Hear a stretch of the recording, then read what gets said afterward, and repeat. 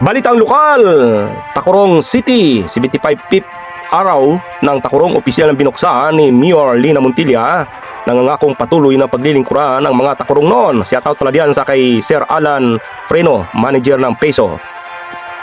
Tacurong City, Sultan Kudarat, opisyal ng binuksan ni City Mayor Honorable Lina Montilla PhD ang pagdiriwang na ika-75th ng araw ng Tacurong na kilala bilang Diamond Jubilee ng lungsod.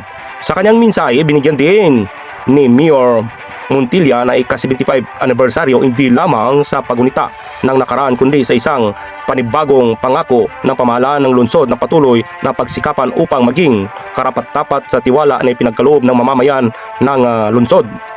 Nagpapasalamat din ang alkalde sa lahat na naging bahagi ng pagunlad ng Tacurong na ipinamalas ng nakaraang taon na tinitiyak sa mga Tacurong noon na magpapatuloy ang pamahalaan lungsod sa tapat na makabuluhan na paglilingkod. Samantala nakibahagi rin sa pagdiriwang ang Sultan Kudarat Governor Honorable Dato Pax Ali Sangki Mangudadato. Naningkayat ang mamamayan na patuloy na magkakaisa at makipagtulungan sa pagunlad ng lalawigan.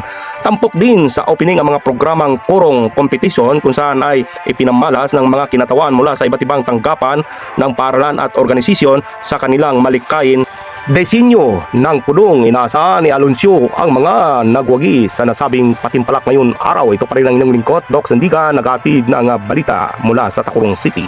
75 taon na Tacurong Diamond Jubilee. Sa pagkakaisa ang gandang yung aming nakikita. Mga puso'y nagdiriwang bawat hakbang, bawat tagumpay. Sa pamumuno't paglilingkod, laging tapat at tunay. Sa parada ng saya, kultura ay ipinagmamalaki. Ang kudong sagisag ng pag-asa na laging maniningning. Sa pag-ibig sa bayan tayo ay magtulungan. Sa pag-ibig sa bayan tayo ay magtulungan. Totohanan ng aming laging ihahatid. Sa bawat panayam malinaw na balita ang hatid. CCN News, tapat na serbisyo.